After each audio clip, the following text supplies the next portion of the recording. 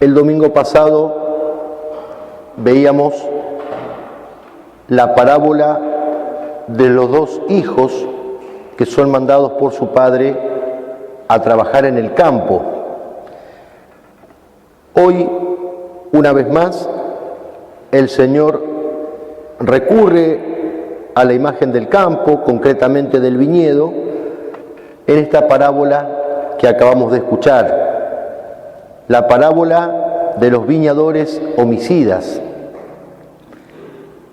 En esta parábola está explícitamente implicada la suerte del pueblo judío, del pueblo de Israel. Es importantísima porque es una de las últimas parábolas que predicó el Señor y la enseñó el martes santo, es decir, 3 días antes de morir.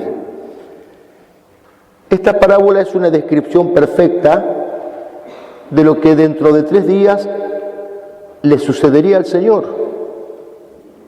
O sea que es un preanuncio de su pasión y de su muerte. La viña es una imagen tanto del pueblo de la antigua alianza, del pueblo de Israel, el pueblo elegido, como del pueblo de la nueva alianza, que es la iglesia. Por eso es el símbolo elocuente de la historia de la salvación. Tanto en la primera lectura, tomada del profeta Isaías, como del Salmo responsorial, y en el Evangelio incluso, resalta de una manera particular las alusiones al tema de la viña. Y en esta parábola se ve con toda claridad cómo el antiguo pueblo de Israel es sustituido por el nuevo pueblo de Dios, que es la iglesia.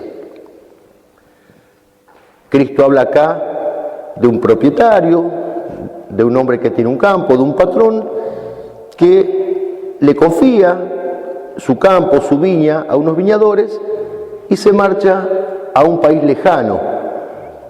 Jesús se inspira en la canción de la viña del profeta Isaías, como hemos escuchado en la primera lectura, como Dios, en un gesto libérrimo de amor, no dejó de prodigar cuidados como patrón de la viña para que esa viña le dé frutos dulces, y a cambio de esos frutos le dio frutos amargos. Y ahí nomás Jesús centra la atención en el relato de su parábola en la suerte que sufren los siervos que este patrón manda. Una vez que se va, manda a los siervos cuando llega la vendimia para percibir los frutos, dice el Evangelio. Y resulta que todos ellos fueron atacados, fueron perseguidos, incluso asesinados por estos viñadores infieles y homicidas. Y por eso, hora después de haber contado esta parábola, el Evangelio da cuenta de que Jesús llora. Llora por la suerte de su patria infiel, de su pueblo ingrato, de su pueblo apóstata. Jerusalén, Jerusalén, que matas a tus profetas y apedreas a quienes te son enviados. ¿Cuántas veces quise cobijarte como la gallina cobija sus polluelos bajo sus alas y no habéis querido? Que apedreas a tus profetas, que los maltratas. Acá Jesús se está refiriendo a aquellos siervos que el patrón mandó y que fueron maltratados en el Antiguo Testamento por estos viñadores infieles. Esos profetas que fueron apaleados, como el caso del profeta Jeremías, o que fueron lapidados, tal fue el caso de Zacarías, y que incluso fueron asesinados, fueron muertos, el caso del profeta Isaías. Y sigue diciendo Jesús en la parábola que entonces el patrón dijo, bueno, voy a enviar a mi propio hijo, ya que a los servidores que mandé los han maltratado, los han matado, enviaré a mi propio hijo para percibir los frutos. Pero he aquí que los viñadores, al verlo venir, dijeron: este es el hijo del patrón, este es el heredero, matémoslo y nos quedamos con la viña. Jesús está hablando allí de sí mismo, está hablando de que Él es el hijo del patrón, el heredero. Decíamos que esta parábola es una descripción de lo que le iba a suceder a Jesús 3 días después, su pasión y muerte. El hijo del patrón es muerto, es asesinado precisamente por ser el hijo, por ser el heredero.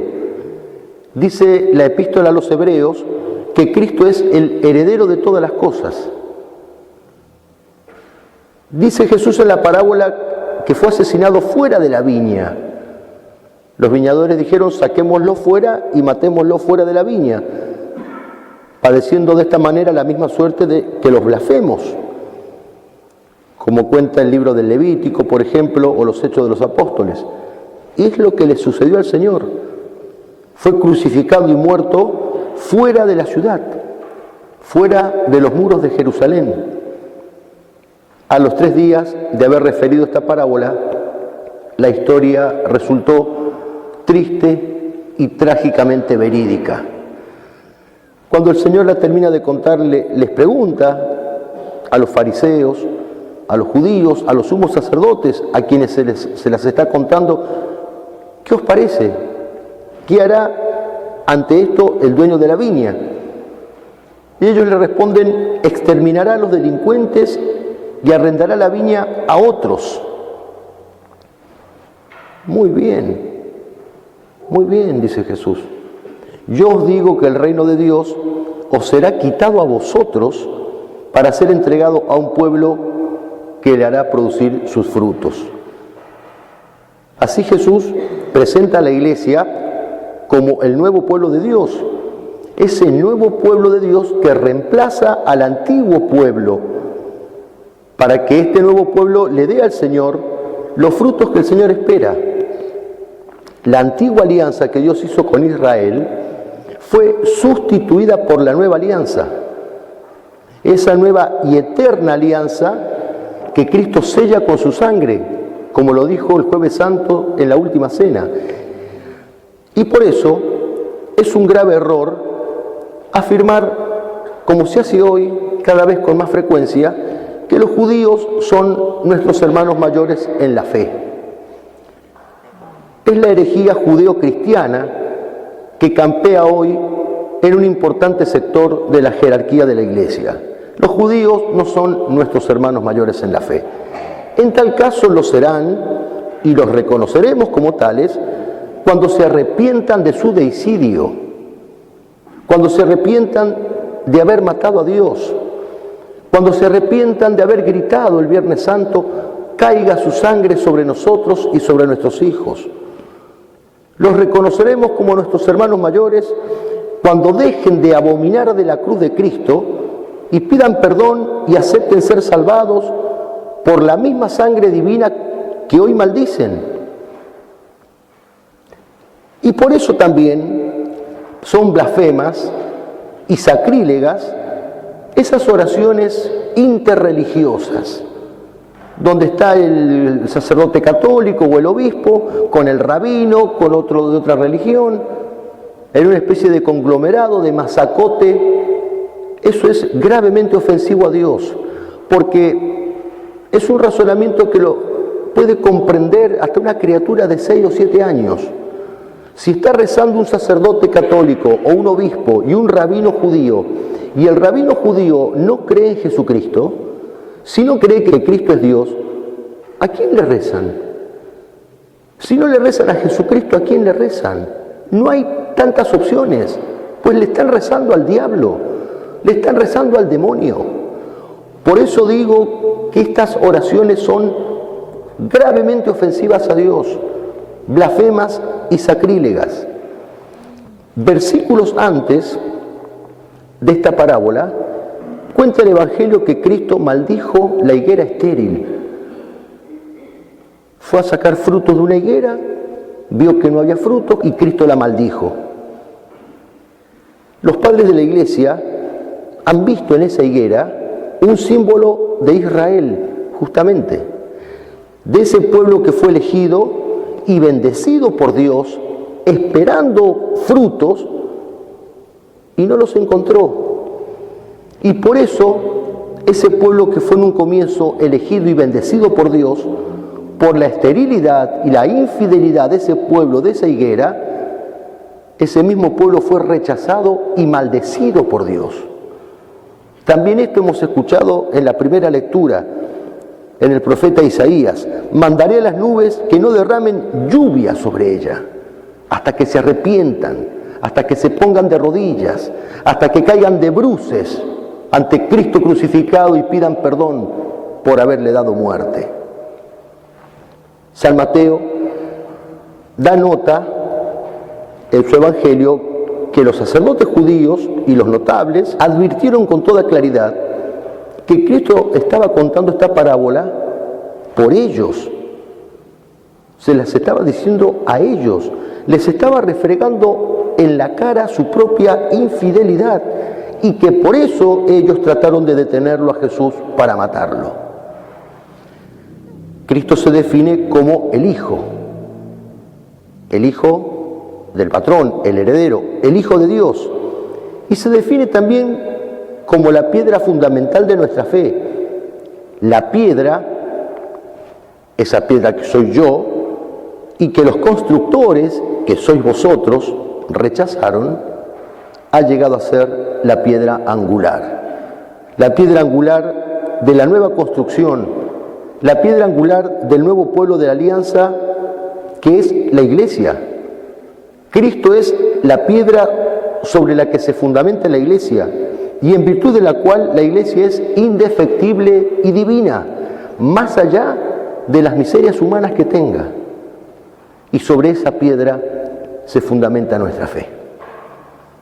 Pensémoslo y pidámosle a la Virgen, judía fiel, judía de corazón, judía cabal, hebrea como ninguna, fértil, que supo darle a Dios los frutos dulces que Dios esperó de ella. Pidámosle a ella la gracia de vivir apoyados en esta piedra angular, en esta piedra fundamental que es Cristo Jesús. Que no repitamos en nuestras vidas la triste historia de estos viñadores infieles y homicidas. Repetimos en nuestra vida esa triste historia toda vez que pecamos, toda vez que ofendemos a Dios, toda vez que nuestra alma, que es un plantío donde Dios espera cosechar frutos dulces, culpa del pecado encuentra frutos amargos. Que la Virgen nos conceda la gracia de pertenecer fielmente a este nuevo pueblo de Dios y de llevar verdaderos frutos de vida, de verdad, de amor y de santidad. Que así sea.